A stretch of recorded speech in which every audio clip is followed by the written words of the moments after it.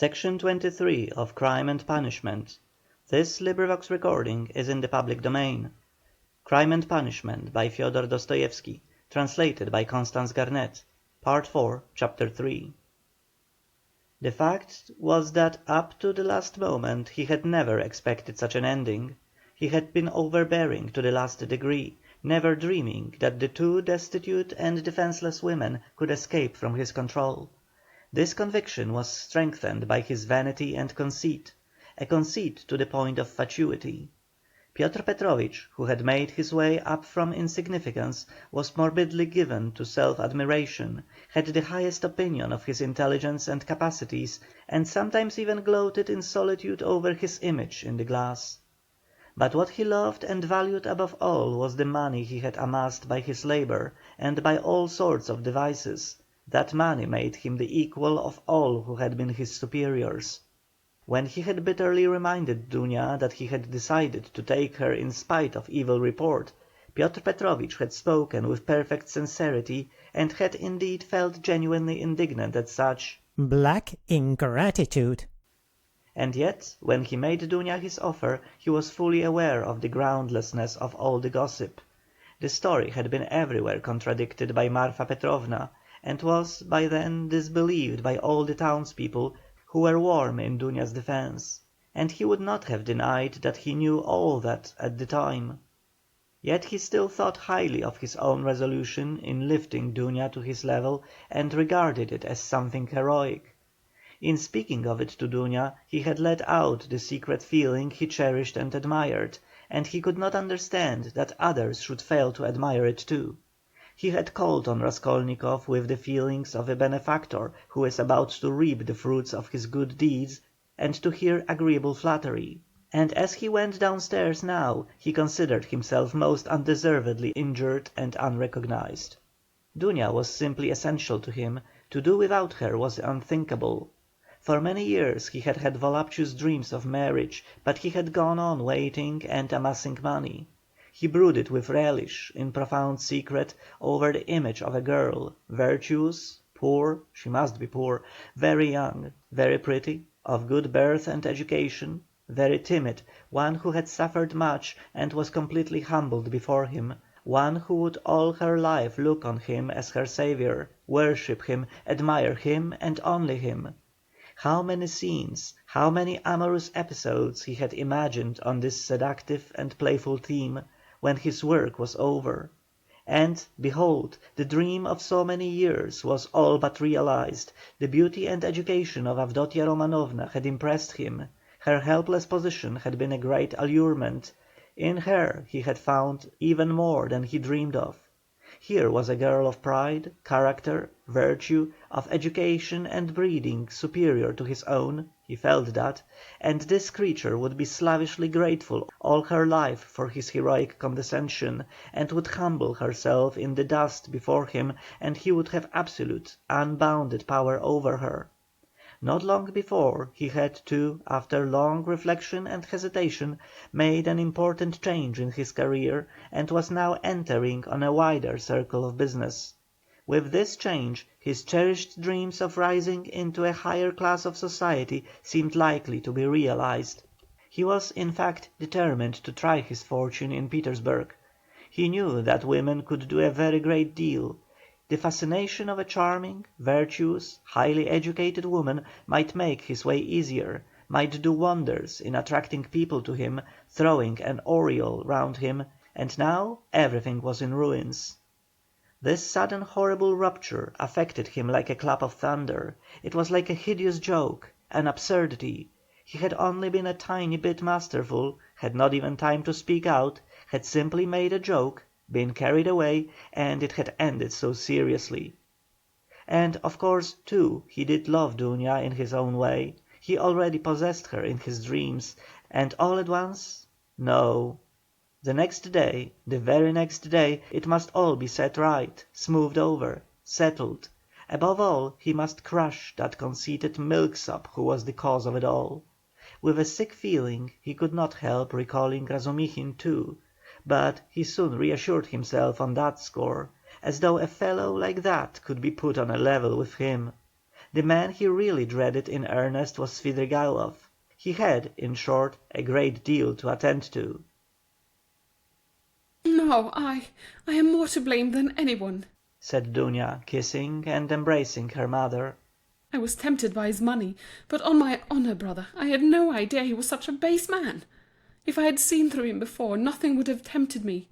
Don't blame me, brother." "God has delivered us. God has delivered us," Pulcheria Alexandrovna muttered, but half consciously, as though scarcely able to realize what had happened. They were all relieved, and in 5 minutes they were laughing.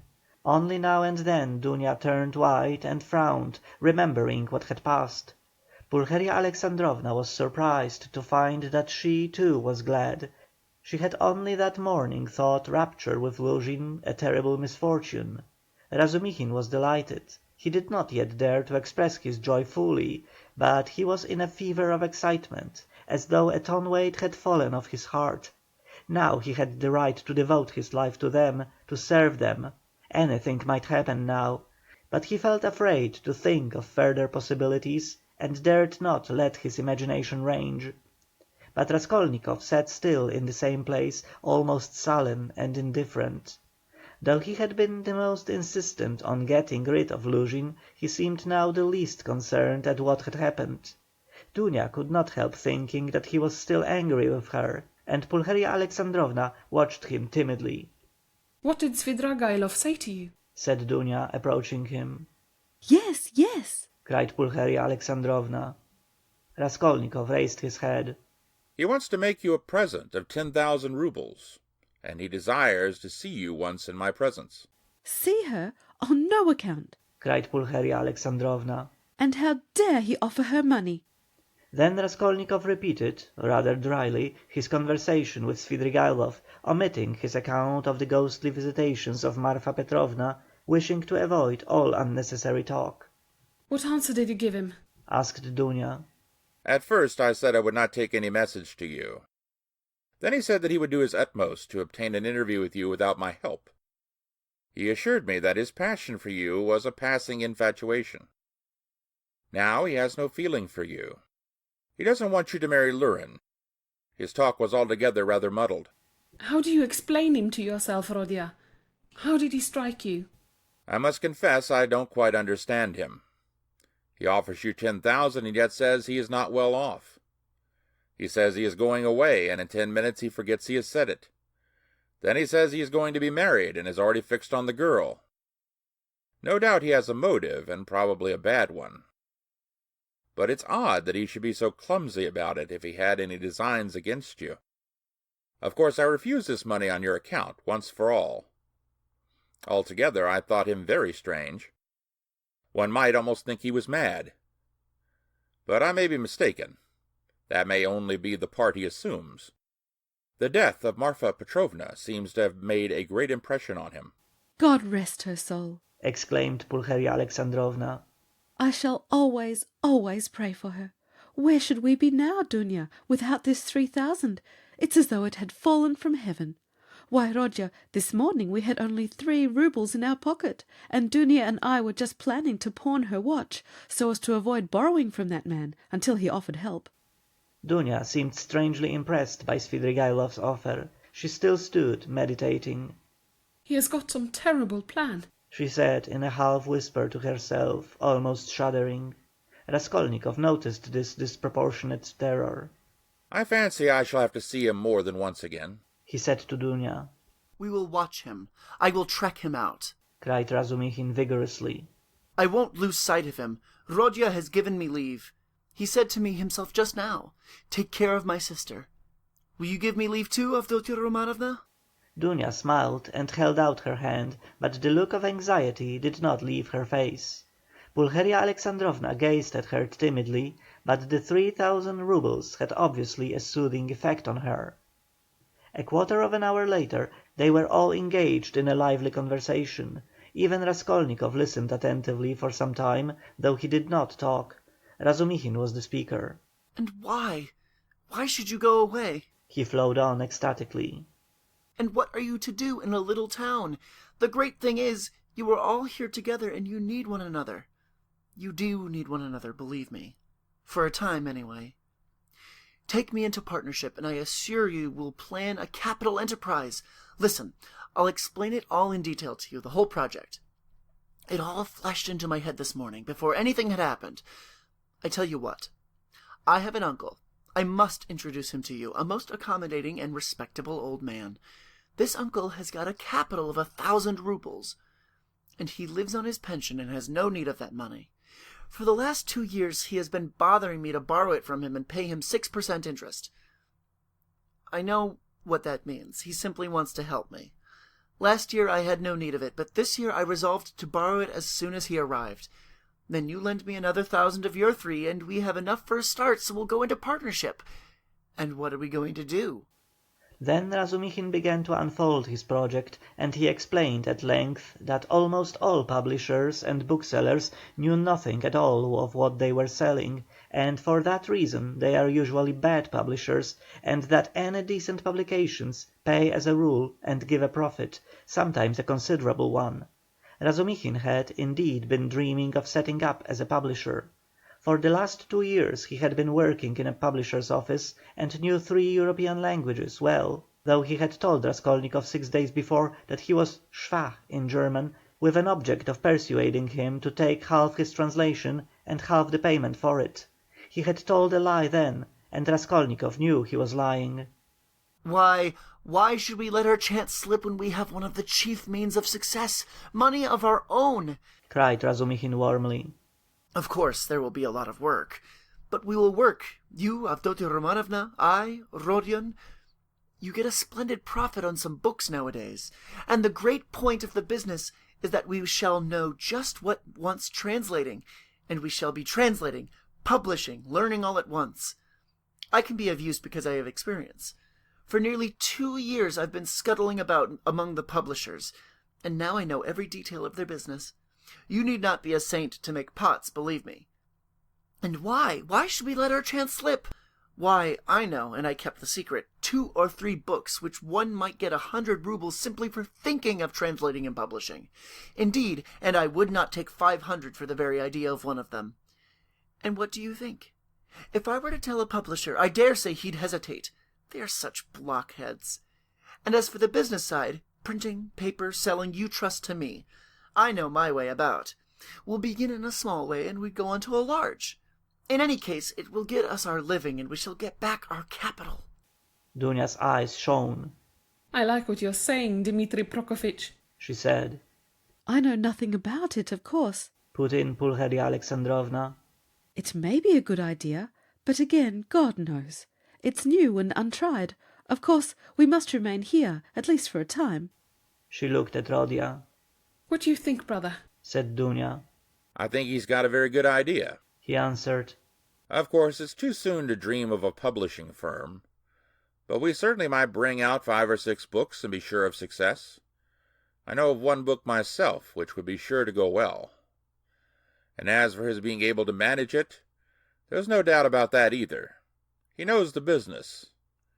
But we can talk it over later. Hurrah! Cried Razumixin. Now stay, there's a flat here in this house, belonging to the same owner. It's a special flat apart, not communicating with these lodgings. It's furnished, rent moderate, 3 rooms. Suppose you take them to begin with. I'll pawn your watch tomorrow and bring you the money, and everything can be arranged then. You can all 3 live together, and Rodia will be with you. But where are you off to, Rodia? What? Rodia, are you going already? Pulcheria Alexandrovna asked in dismay. At such a minute! Cried Razumixin. Dunia looked at her brother with incredulous wonder. He held his cap in his hand. He was preparing to leave them. One would think you were burying me or saying goodbye forever, he said somewhat oddly. He attempted to smile, but it did not turn out a smile. But who knows? Perhaps it is the last time we shall see each other. He let slip accidentally. It was what he was thinking, and it somehow was uttered aloud. What is the matter with you? Cried his mother. Where are you going, Rodia? Asked Dunia rather strangely. Oh, I'm quite obliged to. He answered vaguely, as though hesitating what he would say. But there was a look of sharp determination at his white face. I meant to say, as I was coming here, I meant to tell you, Mother, and you, Donia, that it would be better for us to part for a time. I feel ill. I am not at peace. I will come afterwards. I will come of myself. When it's possible. I remember you and love you. Leave me alone. I decided this even before. I'm absolutely resolved on it. Whatever may come to me, whether I come to ruin or not, I want to be alone. Forget me altogether, it's better. Don't inquire after me. When I can, I'll come of myself, or I'll send for you. Perhaps it will all come back, but now, if you love me, give me up. Else I shall begin to hate you. I feel it. Goodbye. Good God! cried Pulcheria Alexandrovna. Both his mother and his sister were terribly alarmed. Razumixin was also. Rodya, be reconciled with us. Let us be as before, cried his poor mother. He turned slowly to the door and slowly went out of the room. Dunya overtook him. Brother, what are you doing to mother? She whispered, her eyes flashing with indignation. He looked dully at her. No matter, I shall come. I'm coming, he muttered in an undertone, as though not fully conscious of what he was saying, and he went out of the room. Wicked, heartless egotist! cried Dunya. He is insane, but not heartless. He is mad. Don't you see it? You're heartless after that. Razumixin whispered in her ear, squeezing her hand tightly. I shall be back directly, he shouted to the horror-stricken mother, and he ran out of the room. Raskolnikov was waiting for him at the end of the passage. I knew you would run after me, he said. Go back to them. Be with them. Be with them tomorrow and always. Perhaps I shall come. If I can. Goodbye. And without holding out his hand, he walked away. But where are you going? What are you doing? What's the matter with you? How can you go on like this? Razumixin muttered at his wits' end. Raskolnikov stopped once more. Once for all, never ask me about anything. I have nothing to tell you. Don't come to see me. Maybe I'll come here. Leave me, but don't leave them. Do you understand me? It was dark in the corridor. They were standing near the lamp. For a minute they were looking at one another in silence. Razumixin remembered that minute all his life. Raskolnikov's burning and intent eyes grew more penetrating every moment, piercing into his soul, into his consciousness. Suddenly Razumixin started. Something strange, as it were, passed between them. Some idea, some hint, as it were, slipped. Something awful, hideous, and suddenly understood on both sides. Razumixin turned pale. Do you understand now? said Raskolnikov, his face twitching nervously. Go back. Go to them, he said suddenly, and turning quickly he went out of the house. I will not attempt to describe how Razumixin went back to the ladies, how he soothed them, how he protested that Rodia needed rest in his illness, protested that Rodia was sure to come, that he would come every day, that he was very, very much upset, that he must not be irritated, that he, Razumixin, would watch over him, would get him a doctor, the best doctor, a consultation. In fact, from that evening Razumixin took his place with them as a son and a brother. End of Part 4, Chapter 3.